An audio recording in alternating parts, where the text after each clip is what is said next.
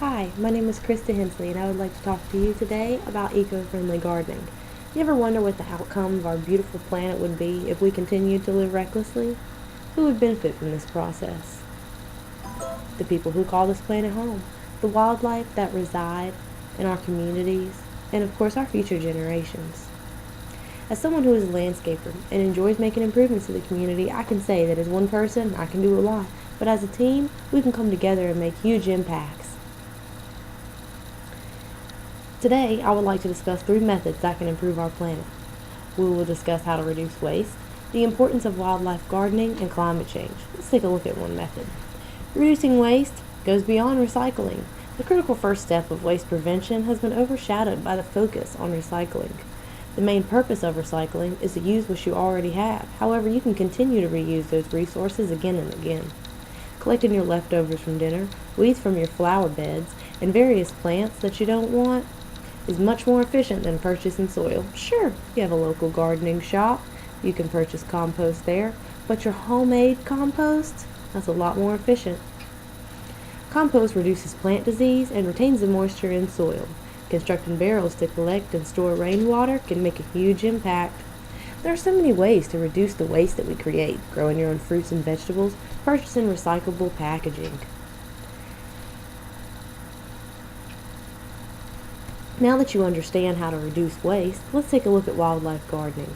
Wildlife gardening is an eco-friendly practice of preserving and restoring nature for the benefit of wildlife. Wildlife reside near your home, so lack of available land can be detrimental to local wildlife. Those animals will seek shelter closer to your home that could possibly pose a threat depending on the species. If vegetation does not exist near a stream, lack of filtration of runoff will occur. This could be harmful to those animals that are seeking water. Healthy ecosystems contribute many important services. Habitat destruction and species decline are interfering with the ability of ecosystems to successfully perform these functions, and these services include purification of water, production of oxygen, pollination of crops, disposal of seeds, control of agricultural pests, partial stabilization of climate, and protection of our coastal shores.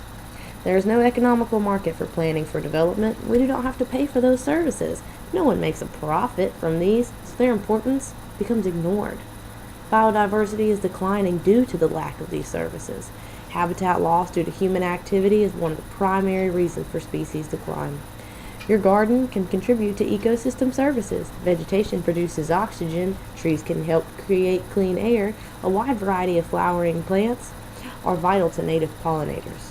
Now that you understand wildlife gardening, let's take a look at climate change. Climate change could possibly be the greatest challenge for our generation. Numerous factors can be held responsible for the changes in climate. Burnt fuels, overuse of resources, trash disposal, gasoline-powered tools can emit carbon dioxide in the air, and that's not healthy for anyone to breathe. Heat-trapping gases can cause global warming, and various plants can absorb those heat-trapping gases, and those are some plants you can look into planting in your yard. So eco-friendly gardening will help us all to reduce waste and pollution, improve global warming, and provide better habitats for the local wildlife. In my introduction, I noted that eco-friendly gardening is beneficial to future generations. I hope that at least some of you will practice the methods that we have discussed. As Robert Louis Stevenson once said, "Don't judge each day by the harvest you reap, but by the seeds that you plant." Thank you.